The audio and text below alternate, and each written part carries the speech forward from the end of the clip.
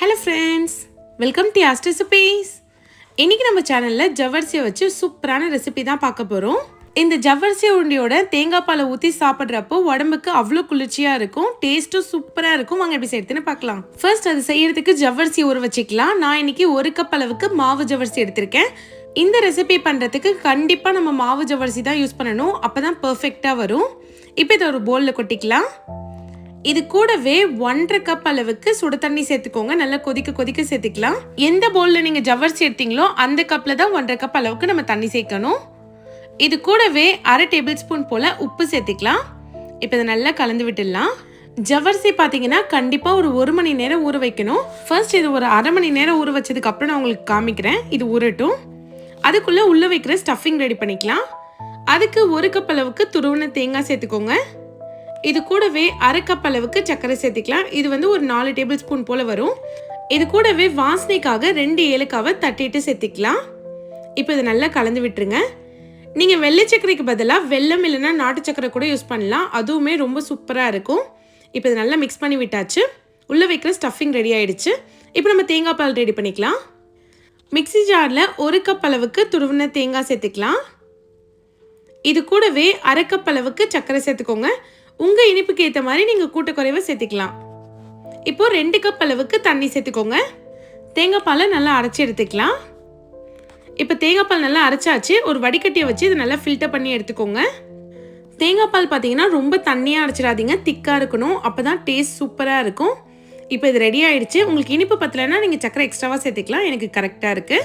இப்போ இது இருக்கட்டும். இன்னொரு சைட் பார்த்தீங்கன்னா ஜவ்வரிசி ஒரு 1/2 மணி நேரம் போல் ஊறிடுச்சு. இதை லைட்டாக ஸ்பூன் வச்சு நல்லா இந்த மாதிரி மசிச்சு விடுங்க. இப்படி நம்ம பண்ணுறப்போ ஜவ்வரிசி வந்து எல்லா சைடுமே நல்லா ஊறி வரும். இப்போ நல்லா கலந்து விட்டுருங்க. ஜவ்வரிசி பார்க்க இப்போ உங்களுக்கு தண்ணியாக இருக்க மாதிரி இருக்கும், ஆனால் 1/2 மணி நேரத்துக்கு அப்புறம் பார்த்தீங்கன்னா கரெக்டாக இருக்கும். இப்போ இது ஒரு 1/2 மணி நேரம் ஊறட்டும். மொத்தமாக நம்ம 1 மணி நேரம் ஊற வச்சுருக்கோம். இப்போ பாருங்கள், ஜவ்வரிசியில் தண்ணியில் நல்லா ஊறி சூப்பராக ரெடி ஆகிடுச்சு. கொஞ்சம் கூட தண்ணி இல்லை பாருங்கள், இந்த அளவுக்கு வரணும். இப்போ இதை கையை வச்சு லைட்டாக மசிச்சு விடுங்க. இந்த மாதிரி மசிச்சு செய்கிறப்போ நல்லா சாப்பிட்றதுக்கு சூப்பராக இருக்கும். நீங்கள் கொஞ்சமாக ஜவ்வரிசி எடுத்து கையில் லைட்டாக மசிச்சு பார்த்தீங்கன்னா நல்லா மசியணும். அப்போ தான் ஜவ்வரிசி வந்து நல்லா ஊறி இருக்குன்னு அர்த்தம். இல்லைனா இன்னும் கொஞ்சம் நேரம் நீங்கள் ஊற வைக்கணும்.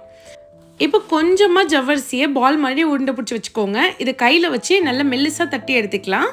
உங்களால் எந்த அளவுக்கு மெல்லிசாக தட்ட முடியுமோ அந்த அளவுக்கு மெல்லிசாக தட்டி எடுத்துக்கோங்க.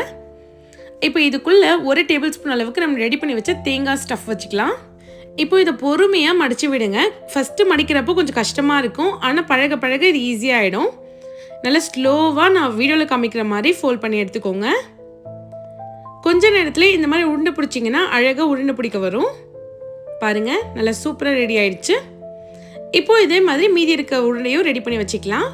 நான் இன்றைக்கி இட்லி பாத்திரத்தில் தான் ஸ்டீம் பண்ண போகிறேன். தட்டில் கொஞ்சமாக எண்ணெய் தடவிக்கோங்க, அப்போ தான் ஒட்டாமல் வரும்.